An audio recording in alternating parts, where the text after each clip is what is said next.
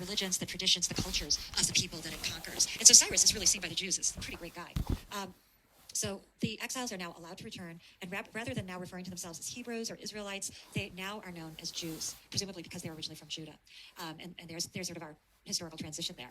And the scrolls then return to Judah and are seen as the central story of the Jewish people. So here's the last thing that I will talk about, and I think this is one of the most significant kind of cultural contributions of this people in this time period. So the Hebrew prophets, of course, obviously I have these questions set up so that I'm able in a face-to-face class saying, hey, who were the Hebrew prophets? What historical circumstances did they exist in? What messages did they convey? And I let people sort of talk that through. So again, if you want to sort of reflect, remember, pick your brains for a minute, you can pause this and sort of see if you can answer these questions. And then see how your answers sort of meld with what I'm going to be sharing with you. All right. So, as I frequently do on my next slide, I answer this question. Okay, so the Hebrew prophets, we're seeing them most in this time period between 800 and 500. And guess what? This is the time period that really correlates to the greatest political turmoil that Jews are experiencing. The destruction of Israel, the destruction of Judah, the attempts to hold that off, the failed attempts to hold that off, the splitting of the kingdom, all of that sort of thing, and then the final exiles.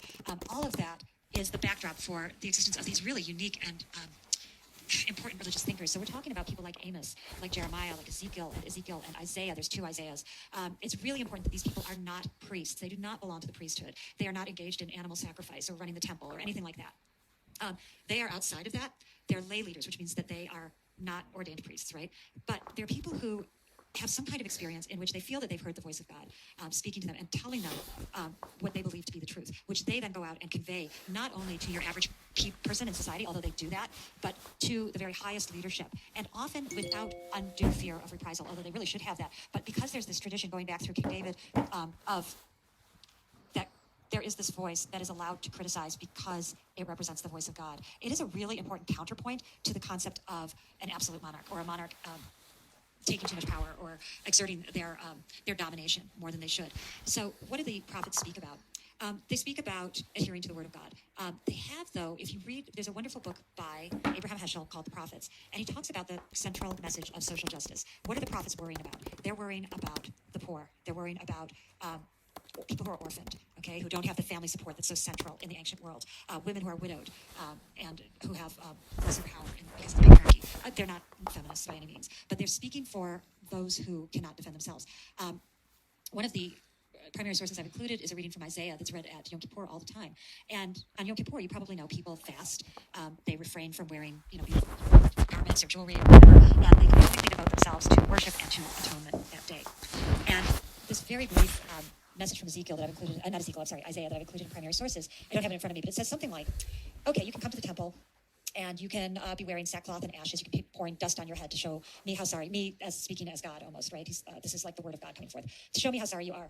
And it says, but how can I really care about this when I know that on this day, you do your own business, you oppress your workers, you you neglect the needy, you neglect the hungry. And the great line in there is this the fast I wish for? And the answer is no, this is not a fast. The fast that I want is to feed the hungry, to help the widows and orphans, to see others as your brothers, to unlock the fetters of slavery, to let the oppressed go free. And that is a core message of the prophets, that you need to follow the word of God, the mitzvot, the acts of loving kindness. They sometimes are talking about how the kingdoms will be destroyed as punishment for the sins of the people, but they're also speaking, especially second Isaiah, about how there will be a time when you will come back, there'll be redemption, and there'll be forgiveness. And this is reflecting the compassion of God. So really a deep well of sort of moral teaching, but also of this concept of social justice. And if you are familiar with Martin Luther King, you'll know that he connects extremely strongly to the Hebrew prophets. And if you can remember this great speech where he says, let justice pour down like waters and righteousness as a mighty stream. Of course, that's coming directly from the Hebrew prophets right there.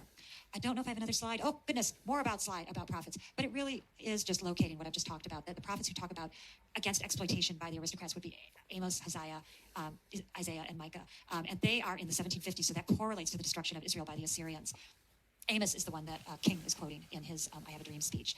And then in the Babylonian exile, we have the prophets Isaiah and Ezekiel, and these are the more optimistic prophets. They're emphasizing that God is loving and merciful, and that individuals are responsible for their own moral actions. So there we go.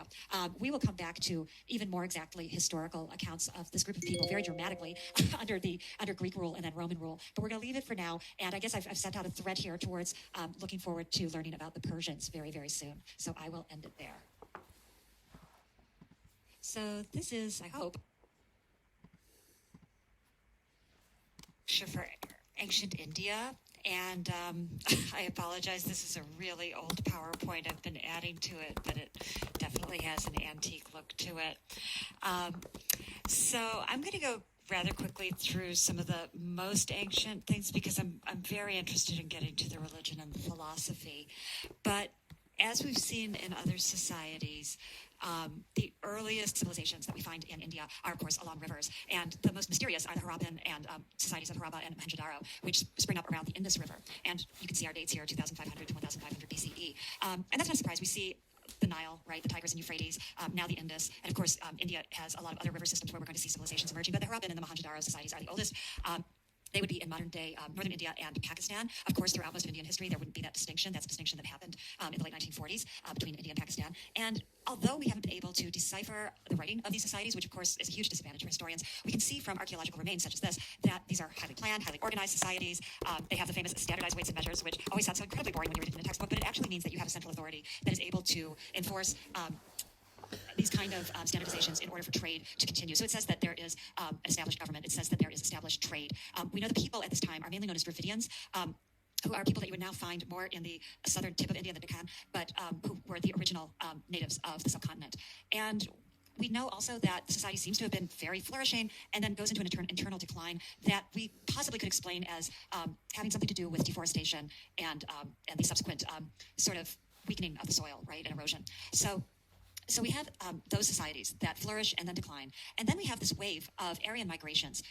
They sometimes called invasions. It's so unclear in ancient history. So when something is an invasion and when it's a migration. And the reason for this is that the way that these things are sort of mythologized often, emphasizes martial conflict and that sort of thing. But realistically, we know that, it's not all this heroic epic. And obviously, people are on the move. And we know that there are Aryan migrations throughout sort of the Fertile Crescent into India and even into sort of Greece at this time period. So how do we define these? These seem to be people coming from Central Asia, and they seem to be fanning out and going to lots of different places, not just to India.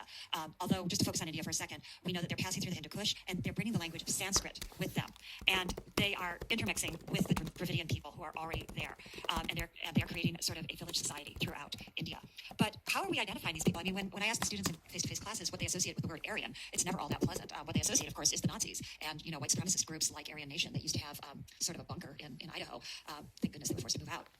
So that is a complete misnomer, of course. That is something that comes naturally from the rise of the Nazis, who invent this sort of mythology of their origins, Germanic people's origins, as being Aryan, which they, associated with purity and supremacy and all this kind of thing. But Aryan is really synonymous with Indo-European, and it's a term that historians and especially linguists have used for a long time to identify these Central Asian migrants who are really on the move in this time period from 1500 to 1000 BCE. And this image of the tree here, I love this. This is the connection that we see throughout for all these people.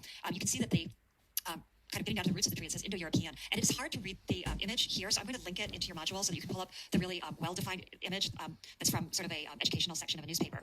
And it will show you that the branch going to the right is sort of European languages. And you can see sort of, in big letters there, English and Spanish and German. And it's split between Germanic languages and Romance languages and Slavic languages and Celtic languages. And then on the other side, the other major sort of branch of the trunk there is Indo-Iranian languages. And that's going to have Persian and Bengali and Pashtun and Hindi.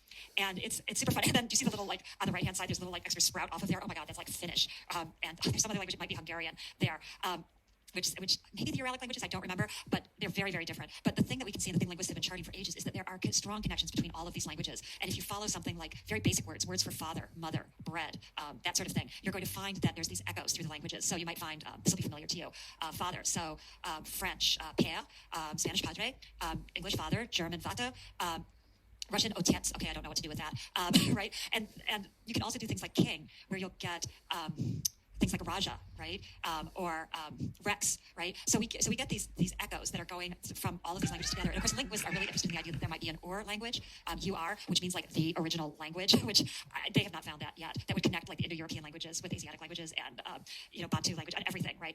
They haven't found that yet, but the Indo-European tree is a very strong image of the connections that originate from this time period and these migrations, and that really shapes Indian society in really important ways. So, for example, of course we're going to get into Hinduism and all that, but before we see Hinduism with its very sophisticated philosophy and ethics and all that sort of emerging, we have these much earlier religions, which are called the Aryan religions. And these are what the Vedas come out of. And if you look in your Longman, I believe you can find the Rig Veda there, and the talk about the original man, who's, of course, made out of the earth. And interestingly, the different castes come out of different parts of his body. So the Vedas are hymns to the gods for the Aryan gods, such as Varuna or Indra, the war god. This is a very warlike sort of pantheon, or Agni, the fire god. And these tend to be like hymns of praise, but also ritual hymns that will sort of lay out what rituals should be done. And we already see a caste system emerging from this very early society. And a lot of these gods will have other manifestations in the Hindu pantheon. So the caste system starts very early. As I said, we see it even in the Rig Veda. And there's a few concepts like Varna. And so there was a question from people, was this, racial is sort of a ridiculous word to use at this time. People don't really have any concept of race. That's much later. Actually, that's an early modern concept. But they might have had concepts of people having different skin tone, people being of different ethnicities. There's some theory that maybe the caste system arose out of the Indo-Europeans sort of coming into contact with the Dravidians and maybe trying to assert their power over them. But, I'm not sure how you would ever prove that. It's just a theory. All we know is that we do get this very basic caste system emerging from quite early on, which would involve the Brahmins, okay, as sort of the caste, it's sort of the highest caste. It's the caste of the priests, the people who are responsible for ritual and teaching. The Kshatriyas, who are associated as a warrior caste, and we're going to see that the sort of values of that caste are very prominent. Also could be understood as sort of governors and aristocrats and that sort of thing. The Vaisyas, who are sort of merchants, maybe free farmers, and then the Shudras, who are sort of the servant caste. And if you read some of the early literature, you'll see very clear distinctions of what these different castes are supposed to do and not do. There's a line that I remember that had something to do with a Shudra should never desire to do anything but herd cattle or something like that. And there's this idea that this system, that this sort of social system, which really is something that is consistent throughout Indian history, emerges from divine order. Okay, so it kind of reminds me of that idea of Ma'at that we saw in Egypt, that this is the way that the universe was created, the way it is supposed to be. We see a picture here also of two young children of the untouchable class. And this class is given, a caste rather, is given the duty of things like tanning hides or dealing with the bodies of the dead. Okay, so doing work that others see as polluting.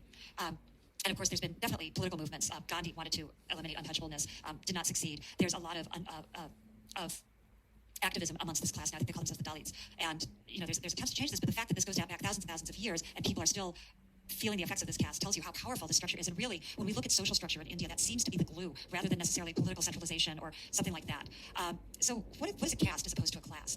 Well, a caste is something you're born into. Of course, you're born into, a social economic class as well. But the idea with a class is that hypothetically, in some societies that could be fluid. Possibly you might move up or down the class structure.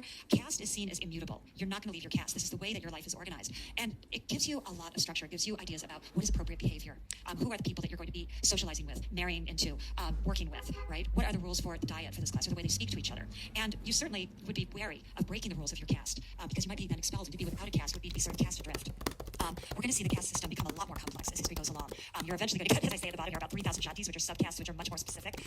And Americans often have trouble with this idea, but I think looking at it both in terms, not so much as in a deficit model as Americans normally would, but as what kind of ways does this benefit you within this particular society is a really interesting idea to look at. Of course, there are ways in which this creates oppression for various people as well, and that is the reason that we see activism along these lines. So, from these early origins, we see Hinduism emerging around between 1000 and 500 BCE. And we see sort of, you obviously know there's a pantheon of many, many gods. The two that really emerge as sort of centrally important are Vishnu and Shiva. Vishnu embodying sort of the values of the warrior caste, the Kshatriyas, and being understood to be the preserver of the world. Shiva, really interesting. Deity is associated with yoga and asceticism, not yoga as in, I'm going to go and do my yoga workout, but as in a spiritual practice. He's seen as sort of the great man-woman, and he's sort of identified both with creation and destruction. And here you see Shiva dancing. He's dancing the world into existence and out of existence again. There are flames that look like hands in the circle he's creating around him.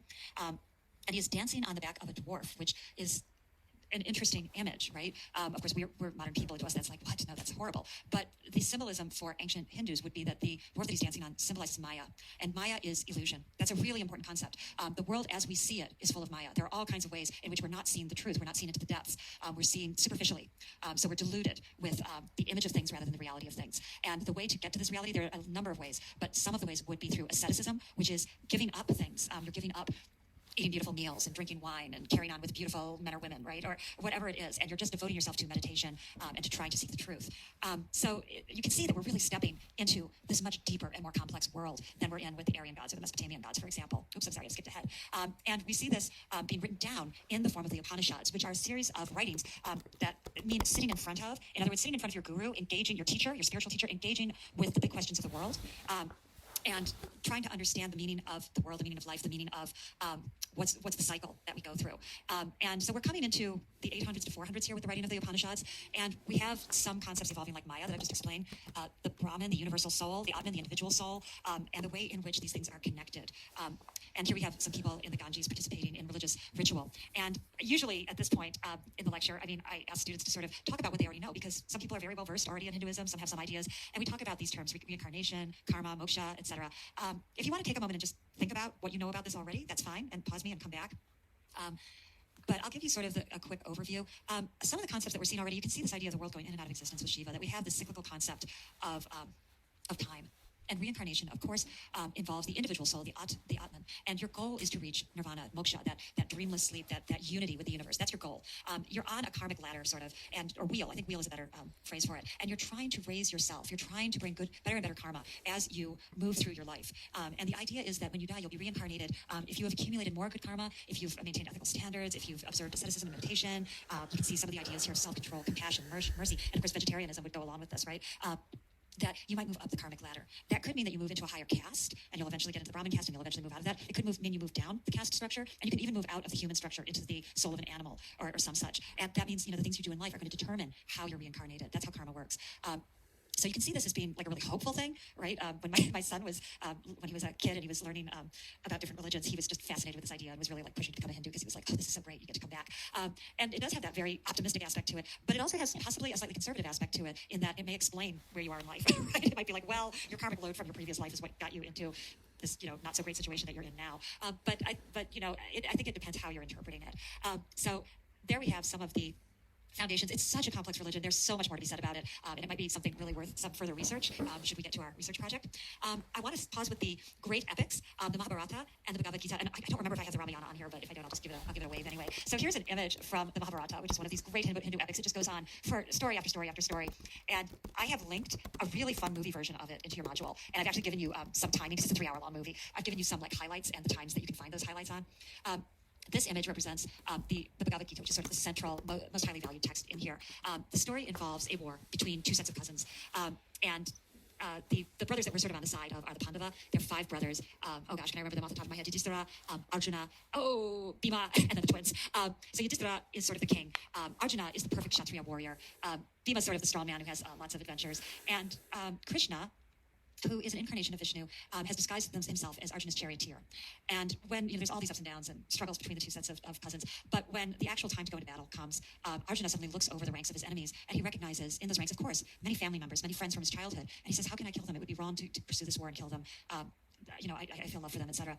And Krishna counsels him that first of all, death is an illusion. It's Maya. So although you could go to war and you could physically kill somebody, you cannot possibly kill their immortal soul. That is an illusion. He also counsels that the highest karmic move is to fulfill your caste duty, and the caste duty of a kshatriya is to be a warrior. So it's sort of this high point in the action of the epic. So, oh gosh, I feel like I've explained this whole slide already. Yes, I have. I'll go down to the 5th bullet point here in that case. He also urges Arjuna to practice detachment from worldly desires and preferences. So, you should express your love and faith in God, and not be too attached to what you feel is your intellectual duty or your desire, but you should be attached to your caste duty and to the teachings here, right? And these stories are extremely exciting. They incorporate a lot of folklore. They have really powerful characters. It's very accessible, but it's also a way of describing Hindu ethics for your average person. I'm actually teaching a folklore class, and one of the stories is about this guy who goes to see performances of the Ramayana, which is another great epic. Do I have a slide? I don't. And he just keeps falling asleep, and finally his wife tricks him in some way that forces him to stay awake to watch the Ramayana, and it transforms his life, and he becomes this great guy. The Ramayana, another epic, has to do with sort of the perfect married couple, Rama and Sita, and then this challenge that's put upon them by Sita being kidnapped by a demon, right? And Rama going to war to go and rescue her with his allies, the flying monkeys. It's wonderful. So, all right. I think maybe I better pause it here. I have a little bit more about Buddhism, but I'm thinking maybe I'll make this into 2 sections. So I'm going to stop here, and that'll be part 1.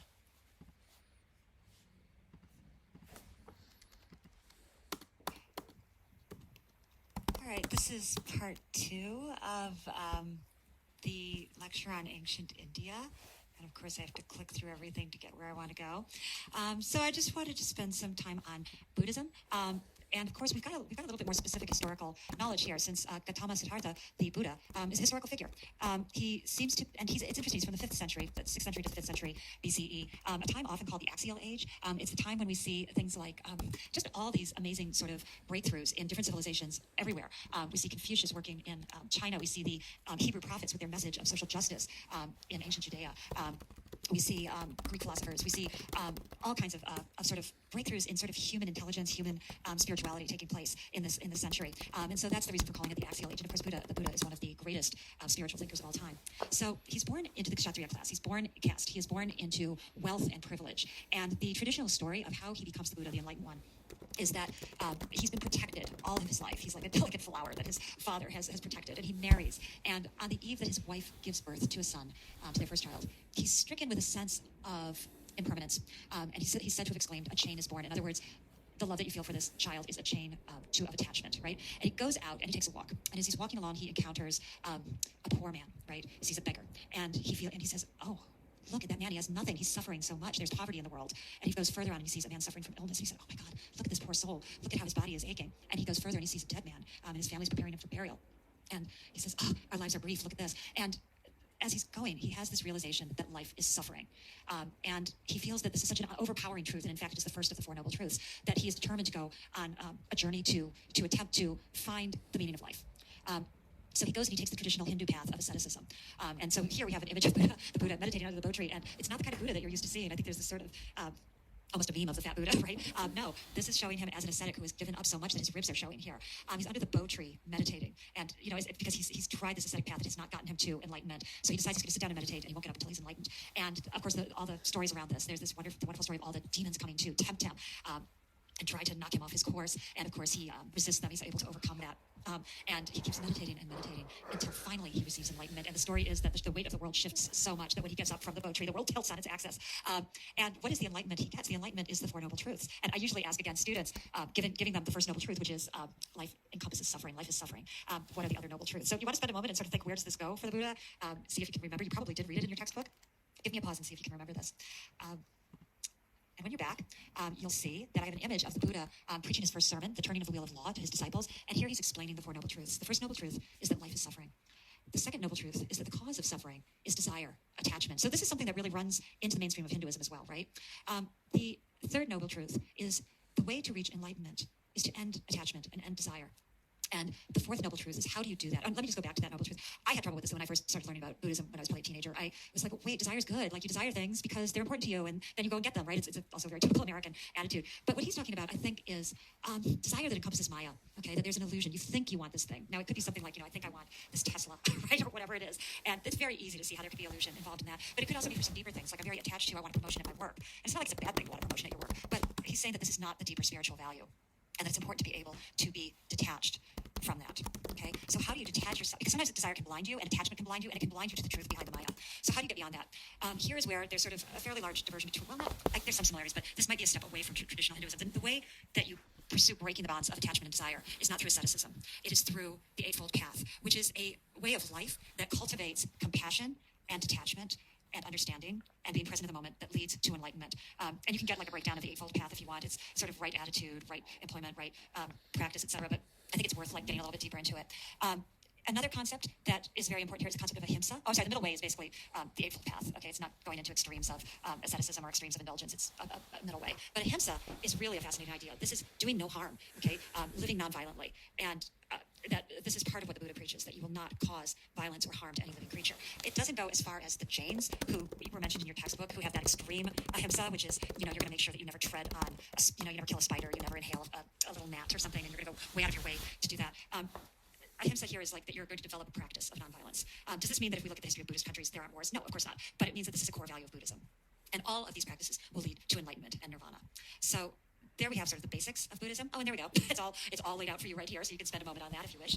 And just let's look at how Buddhism develops, and we'll come back. We'll obviously see Buddhism again, but you can see that it comes out of the same stream of thought as of Hinduism, and yet there's a number of differences. And one of the most significant differences is that Buddhism rejects the caste system, which may be why, even though it originates in India, it is not the dominant religion of India. Obviously, Hinduism is.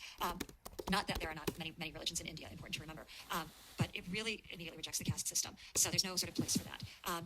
Also, it becomes it becomes very popular, particularly with people in lower castes, because the preaching is done in the vernacular language, so the everyday language that people speak, rather than Sanskrit, which has now become an ancient language, a language that is used for liturgy, but not for everyday speech.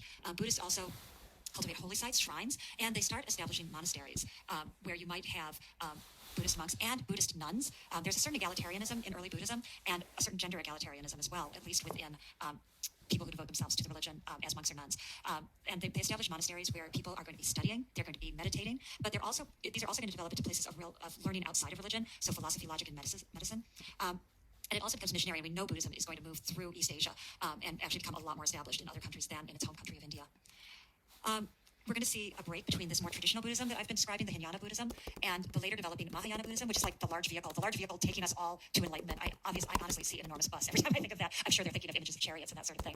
And you might have noticed that early Buddhism, we didn't really have a central God figure that people are looking towards. It's really a spiritual practice that is very interior and doesn't project a Godhead. In Mahayana Buddhism, you do see some people putting Buddha forward as more of a deity. You see the development of the idea of bodhisattvas, who are almost like saints. They're individual souls that have attained enlightenment and then sort of can intervene for others. It's something that is more accessible, the idea that people have these focuses of reverence, and it emphasizes virtues that are possibly easier to attain than full enlightenment, kindness, self-denial. The idea that if you support monasteries, that's going to help you move towards enlightenment. And we're going to see, of course, this spread through China, Central Asia, Korea, and Japan. And that's going to take us actually pretty far down the line into a really late ancient period, if I can say it that way. So I think that's where I'm just about to leave off, but I just felt like that needed a separate little time for itself. So that's the end of my lecture. I have wonderful materials for you in the module. There's a great documentary, The Story of India. There is the Mahabharata. There's primary sources, which include Hindu sources, Jain sources, and Buddhist sources as well. So dive into that, and I'm just going to be signing off for this lecture here.